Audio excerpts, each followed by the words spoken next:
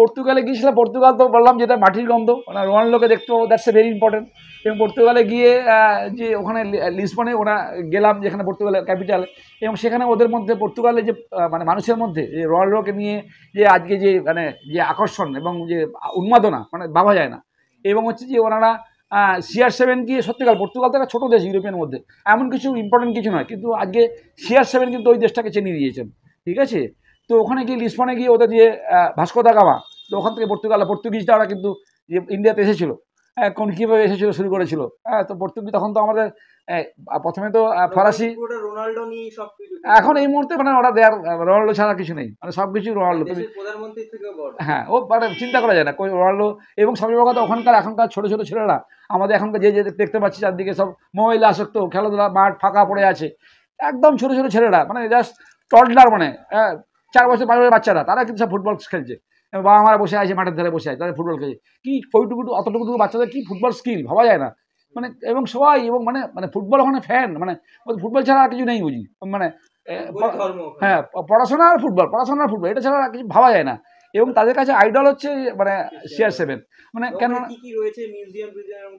Museum আছে রোনাল্ডোর, museum. এছাড়া রোনাল্ডো যা সমস্ত জিনিসপত্র, ব্যবহার করা জিনিসপত্র, অনেক যে দ্বীপে বড় হয়েছিলেন, যে ছোটোবেলায় ওনারা বর্ন হয়েছিলেন, বার্থ হয়েছিল, তার হচ্ছে মাদাইরা হচ্ছে যে লিসবন থেকে একটা অনেকটা দূরে যেতে হয়, আলাদা একটা দ্বীপে, এবং ক্রুজে করে যেতে হয়। এবং কিন্তু লিসবনে গিয়ে যে পর্তুগালে গিয়ে যে দেখলাম আর কি, আমার মনে হচ্ছে যে ওর মধ্যেই যেন রোনাল্ডোর মানে মাটির গন্ধটা পাওয়া যাচ্ছিল।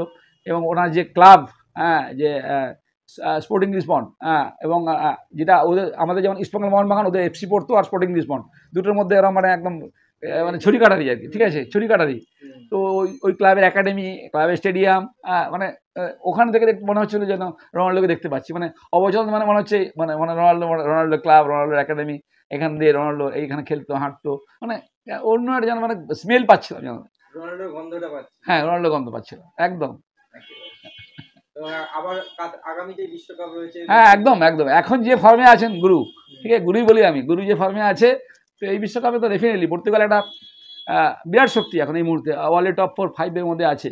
তো আবার যাবো, এবার তো মানে এবার তো এই কারণেই যাবো যে আমার মনে হয় যে এরপরে হয়তো রোনাল্ডো তার রিটায়ারমেন্ট ঘোষণা করবে, কেননা ওনার সব ট্রফি ওনার কাছে আছে, সমস্ত রেকর্ড উনি সব ভেঙে দিয়েছেন, কিন্তু এখনও বিশ্বকাপটা টাচ করতে পারেননি।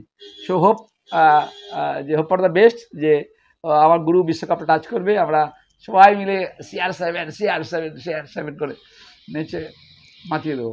এবার হঠাৎ করে বলা হলো যে যেহেতু আমি বিশ্বকাপে গিয়েছিলাম, সেই টানটা অনুভব করছিল। আর একটা থার্ড সেন্স বলে একটা কথা আছে, যে মনে হয় যে কিছু একটা ভালো কিছু ঘটতে চলেছে, তো এই জিনিসটা মিস করা যাবে না। চলো যাবো, মাদ্রিদ যাবো।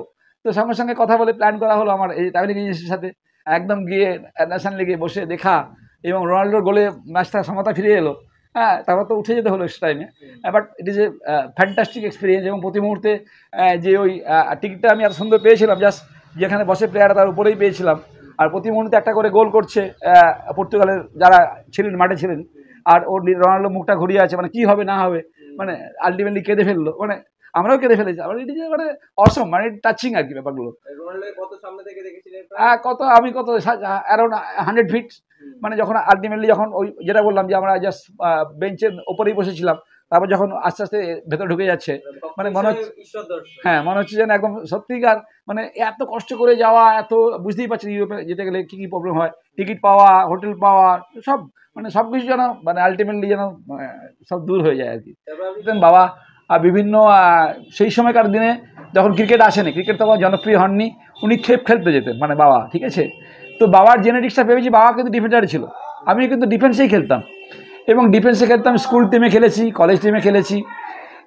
এবং সেখানে খেলতে গিয়ে প্রথমে কিন্তু আমি কিন্তু মানে আমার দেখতে পাচ্ছি চারপাশে কিন্তু অরেঞ্জ, মানে আমি ডাচ ভক্ত ছিলাম, অরেঞ্জ কালারটা আমার খুব ভালো লাগতো। মানে প্রথম যখন মানে ট্রায়ো, মানে আমার হচ্ছে 3 জন যে গুলিত, রাইকার্ড অ্যান্ড বাস্টেন, ওই যে ট্রায়ো যখন প্রথম যখন ইউরোপিয়ান চ্যাম্পিয়ন হলো, মানে দেখে ওদের ফ্যান হয়ে গেছিলাম, ঠিক আছে। তো বেশ কিছুদিন ওই ওদেরই চলছিল, তারপর তো রোনাল্ডোর আসা, মানে স্পোর্টিং লিসবন থেকে এই ম্যানচেস্টার ইউনাইটেড ঢুকলো, এবং ম্যানচেস্টার ইউনাইটেড খেলা দেখতাম, দুটো কারণে দেখতাম, কিন্তু আমি রুবেনকে দেখতাম আর নিস্তলুরিকে দেখতাম। তো মানে ওরা কবে গোল করলো, because they are from the Dutch, হ্যাঁ, ঠিক আছে। তো এর মাঝে দেখলাম ডান দিক দিয়ে একজন অপারেট করছে, একটা বাচ্চা ছেলে, দুর্দান্ত ছেলে, 21 বছরের, হ্যাঁ, দ্যাট ইজ রোনাল্ডো তখন কিন্তু CR7 হয় না তখনও। কিন্তু আস্তে আস্তে ম্যানচেস্টার ইউনাইটেড কিন্তু নিস্তেলুই সরে গেলেন, রুবেন সরে গেলেন, কিন্তু একটা লোক নাম তখন জজ্জল করছে, তখন হচ্ছে যে CR7। তো CR7 ওখান থেকে ম্যানচেস্টার ইউনাইটেড একটা সুন্দর অধ্যায়ের পরে এলো রিয়াল মাদ্রিদ। এবার রিয়াল মাদ্রিদের খেলা যখন আস্তে আস্তে ন্যাশনাল টিভি ছাড়া অন্য যখন ইন্টারন্যাশনাল টিভিগুলো আমাদের কাছে আসতে শিখেছে, তখন আমরা দেখতে থাকলাম। সারা রাত জেগে মাঝে মাঝে খেলা দেখতাম, সারাদিন ক্লান্ত হয়ে চেম্বার করে এসে কিন্তু খেলাটা দেখতেই হবে, রিয়াল মাদ্রিদ খেলা দেখতেই হবে। এবং তখন রিয়াল মাদ্রিদ এসে তখন টক্কর মানে বার্সেলোনার সাথে, মানে একদিকে রিয়াল মাদ্রিদের আমার CR7, ওদিকে বার্সেলোনা 11-10, দুটো দলের ভক্ত